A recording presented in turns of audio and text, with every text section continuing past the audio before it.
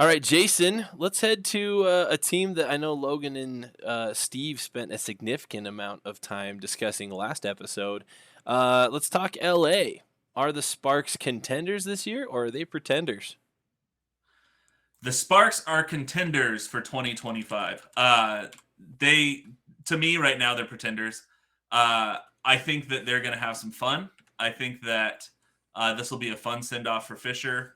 And in 2023, we're going to see an entirely new team. You There may you not cut be a single player. you cut off just a little bit on my end where it Oh, really? sounded like you said they are contenders, and then it paused, and then you said so they're pretenders this year, and I didn't hear what you said. Did you say like a future year? Yeah, yeah. So Okay. yeah. So I said they're contenders for the year 2025, Okay, okay. but they're That makes pretenders so much this more year. sense. That makes so I apologize to everybody who yeah, but that Yeah, yeah, no, I just I'll clean that up for the okay, for the thanks, episode. dude. But yeah, no, yeah, and the point I was making, LA is set like Logan has been talking about for a while, to completely.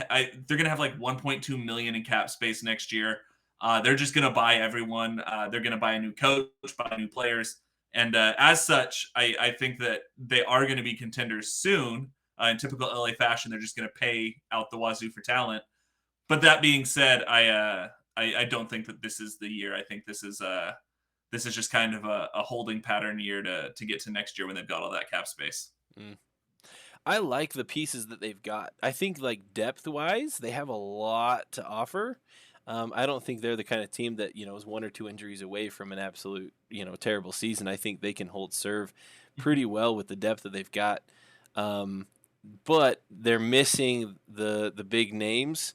And who knows? Maybe Kennedy Carter and Liz Cambage are that for the Sparks.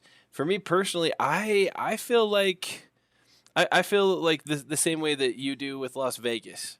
Maybe we may I think that Las Vegas is probably better, but I would put LA probably closer to contender status. For me, I think that they're kind of right on that border. If things line up well, you've got Neko Gumake, a former MVP, her sister Shanae, Amanda Zowie B, who's known to play really well, Christy Tolliver, a solid guard, Brittany Sykes, a great defender, Kennedy Carter, Jordan Canada, plus Liz Cambage. Like the pieces are there. If they can bring them together, they could have a lot of fun and go out and surprise a lot of teams. And I wouldn't be surprised to see them finish it like a 4 seed. That being said, none of that is guaranteed, and so Yeah. they have a lot of question marks.